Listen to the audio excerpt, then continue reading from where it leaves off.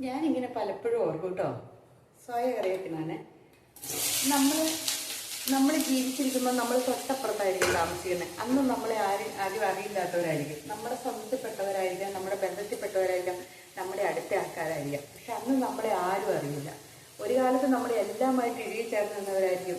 ഒരു സമയം കഴിയുമ്പോൾ നമ്മളെ ഇട്ട് അകന്നു പോകുന്നത്. അത് കഴിഞ്ഞ് കുറേ കാലം കഴിയുമ്പോൾ ഒരാൾ ജീവിതത്തിൽ നിന്ന് ഇല്ലാതാവുമ്പോൾ അവർ വന്ന് എണ്ണിപ്പറ്റി കരയുന്നതെന്നാണ്. ഈ അടുത്ത ദിവസം ഞാനിങ്ങനെ ഒരു സംഭവം കണ്ടപ്പോഴാണ് ഓർത്തത്. പ്രകടിപ്പിക്കാത്ത സ്നേഹം കൊണ്ട് എന്താണ് അർത്ഥം ഇരിക്കുന്നത്? നമ്മൾ പ്രകടിപ്പിക്കുന്ന സ്നേഹം അല്ലെങ്കിൽ അതുകൊണ്ട് ശ്മശാനത്തിൽ വയ്ക്കുന്ന ഒരു പൂവിൻ്റെ പോലും വിലയില്ല അതിന്, ഇല്ലേ?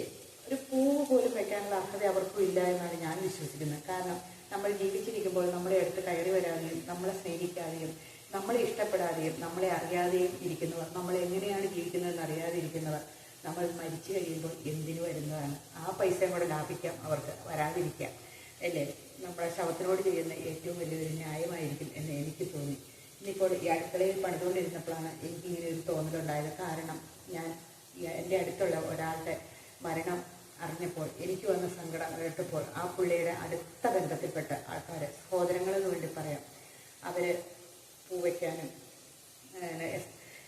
റീത്ത് വയ്ക്കാനും അവരുടെ കുടുംബാംഗങ്ങളും പട്ട് പുറപ്പിക്കാനും ഒക്കെ ചെന്നു എന്നറിഞ്ഞു. ഇത്രയും കാലം അവരെന്താ ചെയ്തു എന്ന് അറിയത്തില്ല. അവരെങ്ങനെ ജീവിച്ചെന്ന് അവരന്വേഷിച്ചിട്ടില്ല. ഇപ്പോൾ ചെന്നു എന്നറിഞ്ഞപ്പോഴാണ് ഇങ്ങനൊരു വീഡിയോ ഇടാൻ തോന്നിയത്. എല്ലാം ഇത്രയൊക്കെ ഉള്ളൂ അല്ലേ?